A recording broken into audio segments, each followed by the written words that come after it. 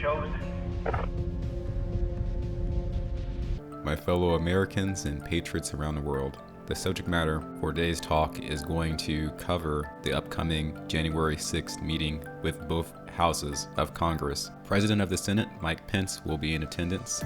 I'll start off with Marjorie Taylor Greene, recently elected Congresswoman's quote on Twitter. Word on the hill is that Mitch McConnell and Nancy Pelosi could be working together on rules change deal to block our electoral college certification objection. The American people deserve to hear about the voter fraud that took place on November 3rd. No deal, no cover-up. To which this person who's quoting that tweet says, if this is true, then, as we suspected for some time now, the military is the only way. This video will detail why is it exactly that the military will have to be the only way, as potentially suggested by our 17 boards. So the main question at hand for this upcoming date to determine the results of the election is, what is Mike Pence's true power in rendering a decision? Vasan Kesavan, in his article titled, Is the Electoral Count Act Unconstitutional?, cites an example where in 1856, the legitimacy of the votes cast by electors in one state was called into question. January that next year, the current sitting vice president chose to count the slate of electors for the state of Wisconsin, despite the objections of both the House and the Senate. The specific constitutional issue at hand was that the state of Wisconsin had a snowstorm on the date the electors were set to meet to cast their votes. If inclement weather prevented the electors from meeting at their appointed time, the votes would then be considered null and void.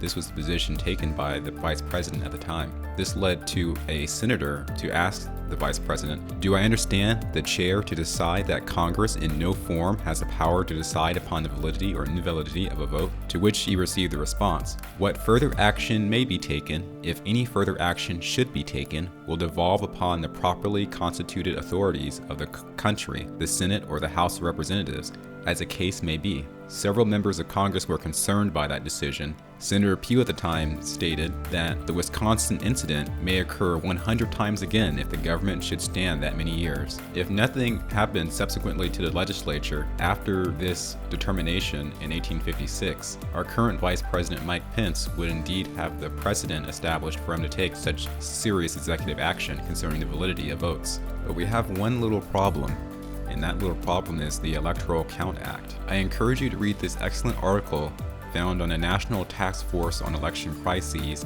called The Electoral Count Act and the Process of Electing a President. Before proceeding, consider where you stand on this following supposition. Presidential elections in the United States are governed by a combination of the US Constitution, federal statutes, and state and local law. So this means it's not the Constitution by itself, but it is the Constitution and how it interacts with the other legal framework. In federal law, that framework is defined as the U.S. Code of Federal Regulations. Now, excluding the Electoral Count Act and just looking at the 12th Amendment, the 12th Amendment requires that the presidential electors shall meet in their respective states and vote by ballot for president and vice president, and then transmit lists of all their votes to the president of the Senate, the office filled by the vice president, unless that is vacant.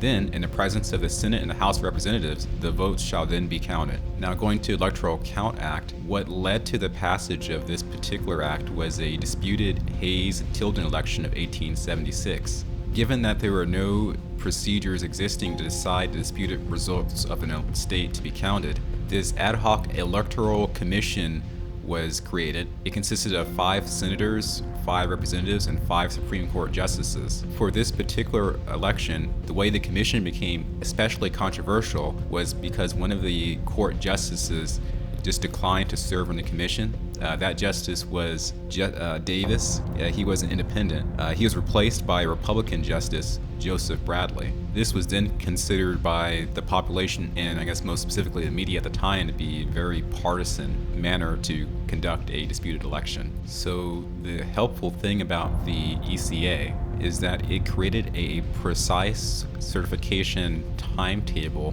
to finalize the results of a given election cycle. Specifically, you have the dates of Election Day, which is the Tuesday next after the first Monday in November, the Safe Harbor deadline, which makes it such that A slate of electors chosen are protected if a given state determines that all of the potential election irregularities were dealt with 6 days before the date the electors are to meet. And that date the electors are supposed to meet is the first Monday after the second Wednesday in December.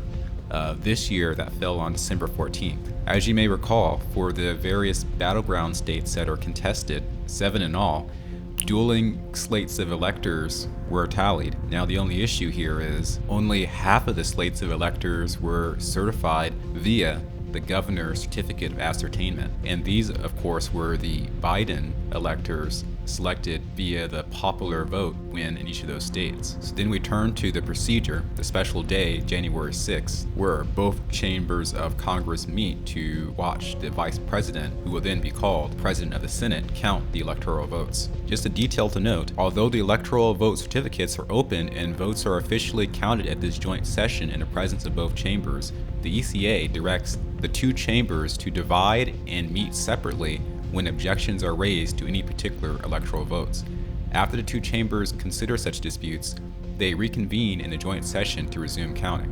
So because many House representatives and a few senators have raised objections to our current electoral results, this particular clause in the ECA apparently will occur. So in a short bit, I will tell you exactly how Vice President Pence's hands are tied in this situation. First, I want to draw your attention to just an interesting tidbit here. Some leftist publications, such as The Atlantic, reported on this particular act I'm telling you about, the Electoral Count Act. People who were researching this act prior to the election were worried that President Donald Trump could use it to his advantage rather than his disadvantage. They specifically cited the constraints of the act, limiting just 41 days from election day to the point where the Electoral College is appointed to cast their votes. The contention for this article is that if there are existing election challenges concerning the counting of mail-in ballots or fraud contentions existing, as long as President Trump is ahead in a total electoral vote count by December 14th, all subsequent electoral votes tallied after that date would have to be thrown out, leading Donald Trump to win the election. The Electoral Count Act had been codified into our U.S. Code. It's 3 U.S.C. Section 15. The Electoral Count Act is in fact the entitled Title 3, Chapter 1, but this particular Section 15 is what determines the actions that can be taken on January 6th. My inspiration to even do this video was a specific tweet that someone had quote tweeted from Stephen Dennis. This one was dated December 18, 2016, likely in reference to the Hillary Clinton-Donald Trump 2016 election. This tweet has a segment, and the segment is a verbatim quote of Section 15. So here you can appreciate the verbosity of this particular section. I will subdivide the important points into two general sections. So you have the first half where it is basically stated that the President of the Senate will count the votes in the form of sealed certificates using appointed vote talliers.